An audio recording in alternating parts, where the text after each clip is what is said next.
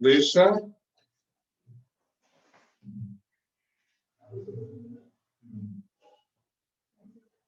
Okay. I've never used. Does this look okay on your end? Can you guys see? I see you. Lisa, it's Dave Glick. Can you see me? Hey, yes, yes. Nice to finally not talk to you via email. Thank you so much for coming to speak to our group. Yeah, no, I appreciate it. And thank you so much for letting me do this virtually. Oh, yeah, but at some point when this is over, you'll come in person. Yes, We have a very good time here. Ready for COVID to be over. I'm sure we all are, but. We all are. And thank you for being a resource when we have to deal with the insurance companies as well. We do this all the time. Oh, good. I'm glad I'm not the only one. Yeah, no, we do this all the time. Was just talking to a provider and for Arkansas and Alabama today. So yeah, it's unfortunate that we still have to do this, you know? Yeah, the last time they came, we flashed your name and they went away. Now, I meant to tell you, I CC'd you without remembering to CC you. I know we got a more serious audit from the same company. So we sent in 70 cases, but we'll see how that turns out. But okay. I have a conference call with someone on the West Coast. I couldn't move, so I'll pop in and out. But what I'm going to urge the group members to do is to say, look, you need to join Autism Speaks, that this is a community for you. Don't just call them when there's a problem. That the way an organization is strong is that people come regularly when there is no problem. Yep. That's what makes the organization strong. And then I look forward to you and I meeting in person. At your office. We just bought an office condo we're very proud of. Are you still working out of Cumberland area? We are not. So we actually, as a result, sorry, I'm skipping through here too quickly. As a result of COVID, we've actually closed our offices. So our lease was up in October. So we're now permanently working from home. Okay, until further notice. Yeah. Yeah, yeah, which is fine because we end up we're out in the community more anyway than we are in an office. So it's fine. It was just not fun to try to move and put everything in storage, you know, during a pandemic, but yeah. For sure. Well, look, the group's coming in. I'm going to adjust the camera. Yes, it looks like my camera. I did the brightness go down. What did I do? No, it's on my end. I don't know why my video stopped. I might have clicked something. Okay, there we go. Okay. Hey, brother, I missed you. Who are you? So these are some of our super terrific members. We founded this group. Hi, guys. I founded the Adult Asperger's group in 2003. That's how long Wait, you're kind of going in and out. Can you hear me? Okay, 1 second, Kim. Okay. Okay. I just learned to wait.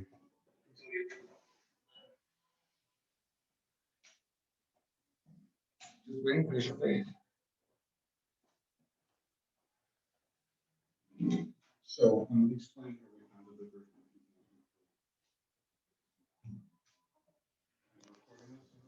group. Okay, great. Okay, great. All right, make this my call.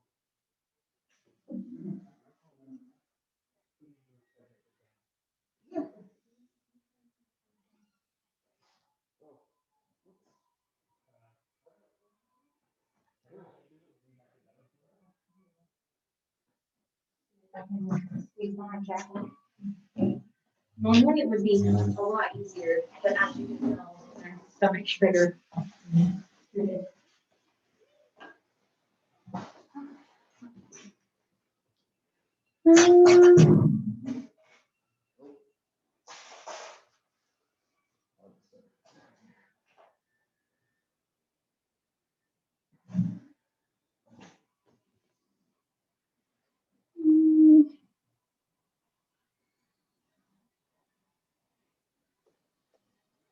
Okay.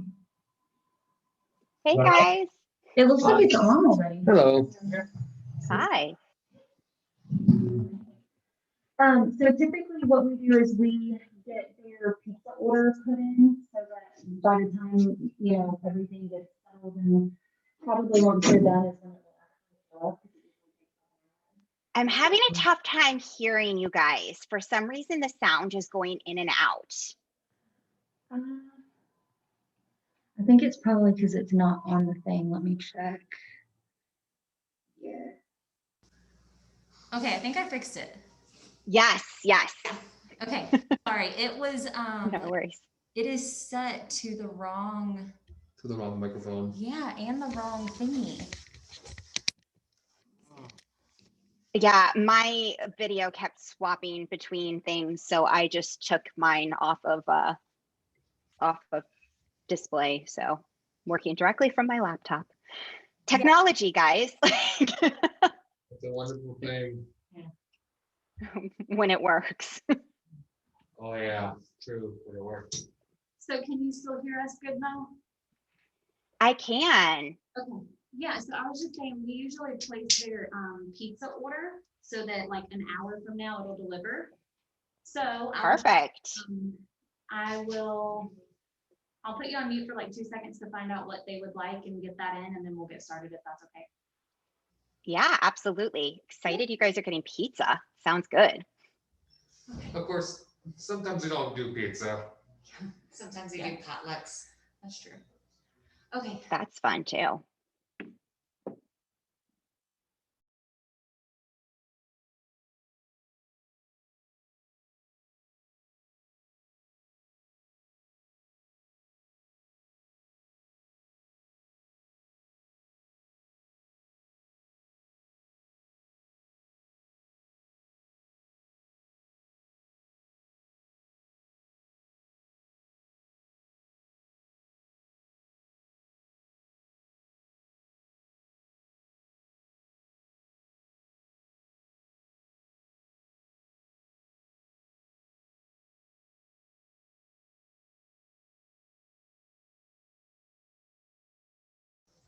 All right, so they are good to go, and I will just be stepping out to place the order and step back in, so just don't mind me moving around for 2 seconds, but y'all are good. Awesome. Awesome. Well, hi, everybody. My name is Kimberly Dick, and I'm the Area Executive Director for Autism Speaks. I have been with the organization for almost 10 years, and I got involved with Autism Speaks because I have a now 15-year-old son who is on the autism spectrum. And when he was diagnosed at 2 years of age, and I discovered that none of the therapies or supports or anything he needed was covered by health insurance, I was like, we have got to change this. So he is my reason why that I am involved. And I'm really excited to be here tonight virtually to, share with you guys more about our organization, the work that we're doing, and more specifically, like what we're doing to support adults and services. This is something I'm super passionate about because my son is 15 and we're looking at transition and, what his future is going to look like, and want to make sure we have as many resources and supports out there for him. So to get started, this is our mission of Autism Speaks, and I'm not going to read it all to you, but I think the most important is our impact statement, which is that we're dedicated to promoting solutions across the spectrum and throughout the lifespan for the needs of individuals with autism and their families. So we're here to support not just early intervention, not just parents, not just caregivers, but the entire autism community. Oh. So everything we do falls under these 5 mission objectives. Again, I'm not going to talk about every single one of them. I'm just going to talk more about the ensuring access to reliable information and services throughout the lifespan, the improving transition to adulthood, and being a catalyst for research breakthroughs. Oh, okay. So many of you guys probably think that Autism Speaks is just a research organization. And it is true that when Autism Speaks was founded in 2005, we were the merger of 3 other autism organizations that were in across the country. There was CAN, Cure Autism Now, and NAR. And both of those organizations were really focused on research and advocacy. And so at Autism Speaks, we still do fund research, but we fund research that's not about finding a cure for autism. What we're looking for is how can research help and improve the quality of life, okay? So for example, we have discovered different genetic markers that help us know. So in my son's case, like we know that his type of autism, he doesn't have seizures, but he has a lot of anxiety and a lot of GI challenges. And that just helps doctors to better help treat him with those co-occurring medical health conditions. And we, across the country, collaborate with 12 medical centers and academic facilities to develop cutting-edge clinical care. And my best example of this, the closest one to Atlanta that we have is at Vanderbilt. And at Vanderbilt University and at Kennedy Krieger, they're very heavily focused on neurology and sleep and challenges with autism and sleep. And so this enables, through that research and through that, for families, say in Glenn County, Georgia, that might not have access to sleep specialists, for them to have that information to better help patients in that community, because not everyone's going to be able to go to Vanderbilt for that information and resources. And then improving the transition to adulthood. So we announced last October a collaboration with Autism Speaks, Best Buddies, Special Olympics, and the Entertainment Industry Foundation to launch something that we're calling Delivering Jobs. And the goal of Delivering Jobs is an inclusion campaign to create the pathway to 1 million employment or leadership opportunities for people with autism, intellectual and/or developmental differences by 2025. And the reason why we launched this is because we know that there's a huge challenge with employment. We know that 1 in 45 adults in the United States are autistic, that we have 70,000 teens with autism aging into adulthood every year, and that 80 to 90% are unemployed or underemployed. And we know that we need to establish better standards and close that employment gap at a bigger scale. And so our part of the Delivering Jobs is what we call Workplace Inclusion Now, or WIN is the acronym. And so there's 3 main pieces of the WIN program. It's focused on people, communities, and employers. And what we're doing is we're equipping job seekers, students, and new employees with autism, intellectual and/or developmental differences with tools and resources to empower them in employment and leadership opportunities. We're activating employers to create a welcoming workplace by hiring people with autism and/or intellectual developmental differences, and providing those resources and tools to create a welcoming culture where all employees can thrive. And then engaging communities to raise awareness and advocate for inclusion and equity for people with autism or other developmental differences. So what this, the key components of this is in the platform is that there's going to be a digital job sourcing platform, which is going to connect job seekers and employers to a candidate pool. Employers will be able to get digital training series to promote a welcoming workplace culture. And then we're going to be doing a series of what we call pathways events that are going to either be in person or remote workshops that will empower communities with information and insights. So we're definitely planning one for the Atlanta area, hopefully this year in the late summer. And we're hoping that it could be in person. So fingers crossed for that.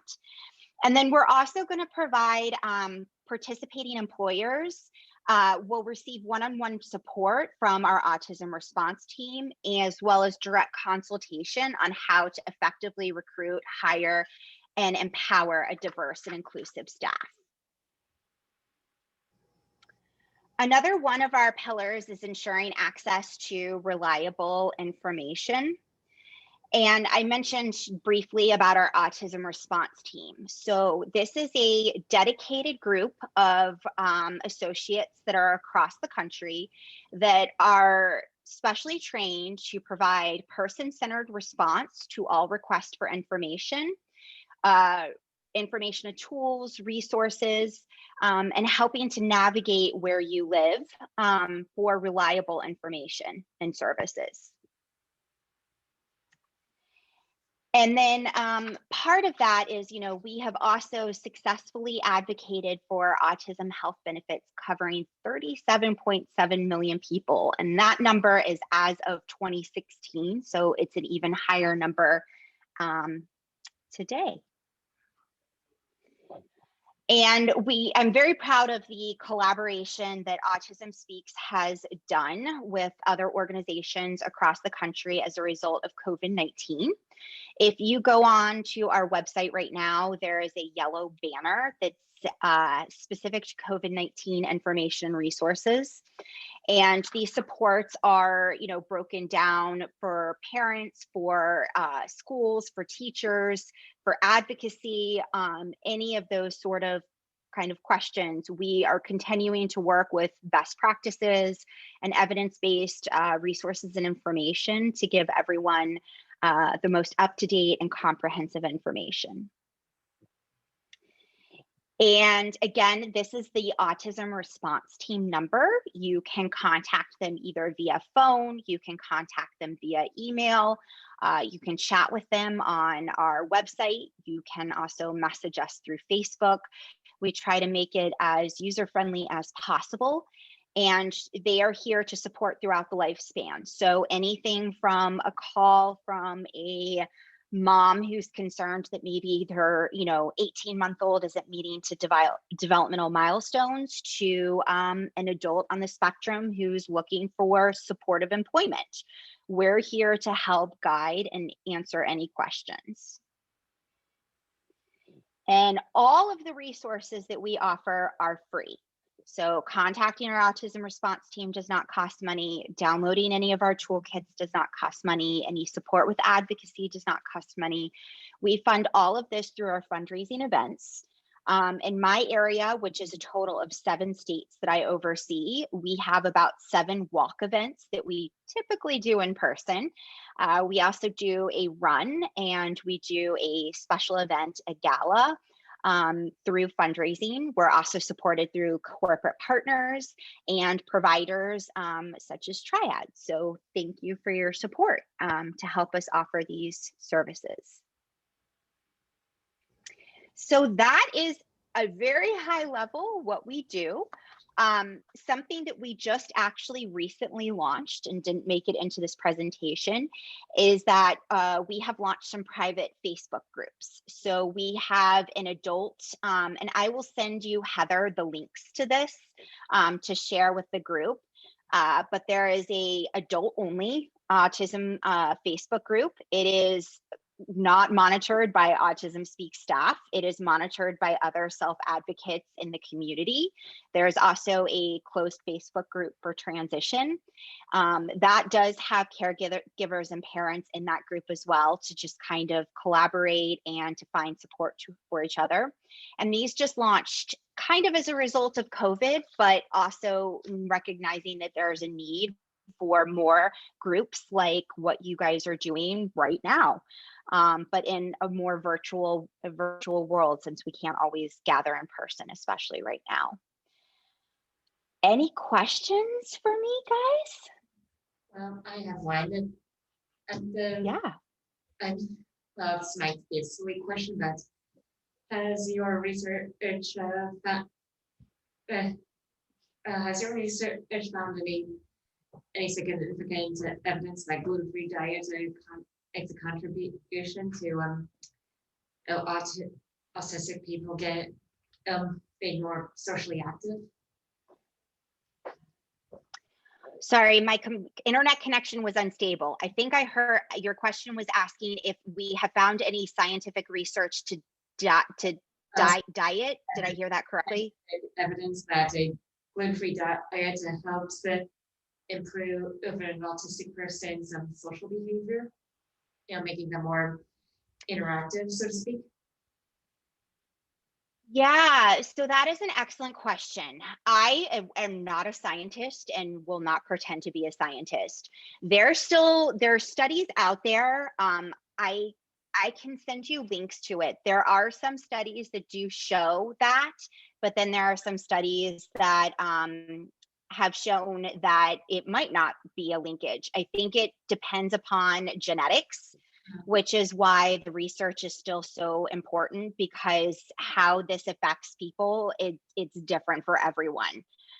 So there's no 100% conclusive evidence one way or the other. No, I've read that a gluten-free diet helps. Like I said, it was a pretty silly question. No, not a silly question at all. No, it's definitely helped some people, and for other people, they didn't know to change. So I think it depends upon your genetics, really, and just and even your diet and how you metabolize things. So it's a very unique question, and I would definitely recommend talking to your physician more about that, but I can send you specific links. Actually, I'm going to make a note to make sure that I send Heather those links. Yeah, thank you. Yeah. What do you guys think about the Facebook? Yes, and the Facebook group. Very interesting. Yeah, I've actually signed my son up for some of these groups because he's really been struggling making friends and, getting, he wants to be with people, and his school has not been in session, and he misses, meeting people and playing D&D and trying to find others. So I've heard great things about these Facebook groups. Yeah, I'm wanting to be with people as well. I mean, remote work is good, but I like being with people. Yeah. I miss people too. Any other questions you guys have for me?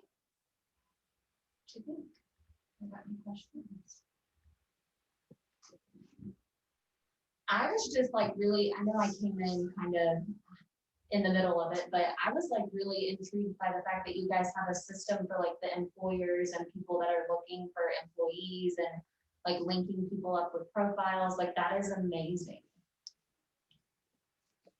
Yes, we're really excited about that. So it just launched as part of our Delivering Jobs initiative in October. So not everything is 100% rolled out yet. All the training and the modules, those are ready to go. We've started, we're starting slowly because we want to make sure that this is done thoughtfully and successfully. And so it's a slow rollout. So there's an employment Facebook group that's also going to happen so that anyone who might be struggling or having challenges with maybe their employer or finding employment can also kind of network. We had started with a LinkedIn group. There is a LinkedIn group for employment now, which is fairly active. And we did have a portal called Spectrum Careers. It's still available, which is the same model. We're just going to build that out so it's a lot more robust. And really, we're having a lot of conversations, especially in Georgia, around with employers. So everything from big employers like Quest Diagnostics to smaller, employers that might be like mom and pop sort of stores. There's no business size, that we're specifically targeting for this. We're just really wanting to make the employee space more inclusive. Right. Yeah. Yeah, it's very interesting. Yeah. I think I might reach out to, I might find interest in that group. I've been trying to find work for almost, I think, 2 years, I think. Yeah, it is really challenging, and it's especially more challenging during COVID. And while Georgia Voc Rehab, we know that they haven't been super successful and helpful, and things continue with funding to become even more scarce. So. Oh, I went through them. I also went through You did. And I also went through Goodwill, North Georgia. And wow, even Tommy Nobis, huh? Yeah. Oh, you heard about that place? I have. I work with them. We worked with them. Nally Automotive has inside some of their dealerships a coffee shop called Cafe Blends, and it's blending autism into the workplace. And Tommy Nobis provides their job coaching and the employees for that, as well as a lot of other.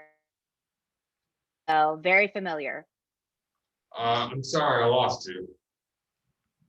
Uh-oh, is my internet? She was familiar with it. Yeah. Yeah, you cut out for a little bit. Can you guys hear me? Yeah, we can still hear you. I've also gone through a lot of. Hear me now? I've also gone through a lot of staffing services like CoWorks, Prime Staff, TRC. So far, nothing. Well, I am going to send Heather the contact information for our autism response team, and we're going to see if this WIN pilot might be the answer. Have you also looked, well, are you looking for a specific type of job? Like, what are you interested in? Well, beforehand, I was looking for customer service and call center type jobs, but over the holidays, I thought it over and I've been a little bit more open since then. Have you heard of a company called ATL Ventures? I don't think I've heard of them. Okay, I'll send Heather you that information.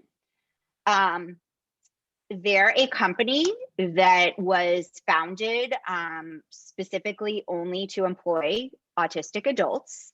And they get contracts from many different, companies and employers. Some of it's call center, some of it's database, some of it's order fulfillment. So for example, they have a relationship with Dooney and Burke, and they sell autism awareness bags and wallets and accessories, and they fulfill those orders. They've been doing a lot of data entry and a lot of calls, especially now that everyone's working remote. There's more of a demand for that. But I can send you, Heather, that information and see if maybe it's of interest to anybody. Yeah, that would be amazing. I was actually going to ask, so for adults that maybe like find out in adulthood that they have autism, all these resources that exist and these companies and agencies, like what is the quickest way or best way for them to kind of get connected and find out about how many resources there are? Can it be through the response team? Yeah, through the response team. So we keep a database, and what's so amazing is that, these opportunities keep growing. And as more businesses become more aware and more trainings that we can offer, the more and more opportunities that they're going to be. Right now, for example, I know AutoZone, they're heavily recruiting in Georgia for their distribution center and for customer service at certain stores and locations. And I can definitely send you that information as well. I think the challenge and what I'm really excited about as far as WIN is that, right now the information is only like who you know. And so for companies like AutoZone, a lot of them go through the school systems and they reach out to the transition coordinators and And that, which is fine, but, you know, many of us are out of school. And so we're not going to know, you know, from the transition coordinator at, you know, Carroll County Schools that, you know, there's this opportunity. So they're missing a huge pocket of people that are looking for jobs. So yeah, I will send you the information about AutoZone too. So you guys have that as well. Yeah, thank you. Yeah, but basically, I'm more open to any job to anyone that's willing to hire me, as long as they can provide reasonable accommodations. Absolutely. And a lot of what we've been having to train is what is reasonable accommodations and what do those accommodations look for, you know? Yeah. And erasing a lot of the stigma around accommodations. So That's a good point. yeah. Any other questions? No? No, not for me. I know normally I probably would, but I have your information to always like keep in touch or ask more, things like that. Please do. Please do. And this was just, yeah, like a very high overview of what we do. I mean, honestly, we really prefer to personalize, you know, the resources and services because that's going to make the most, you know, the most impact. So, Yeah, absolutely. Well, I know I can't thank you enough for coming and talking to our group, virtual, in person, doesn't matter, still taking the time to talk to us. Thank you. yeah, absolutely. Thanks, guys, for having me. And hopefully, when, you know, COVID is calmed down, I can come out there and meet you guys in person. But we'll keep in touch. And Heather, I will send you all of this information first thing tomorrow to share with everybody. And hopefully it's helpful even moving forward. So. Yeah, thank you. And I know even people that weren't able to make it to group that would be interested in just even knowing. So I'll share the information with them too. Yeah, sounds great. All right. Well, you guys have a great evening. Enjoy your pizza and stay safe. Thanks. Well, Bye. Bye. Bye.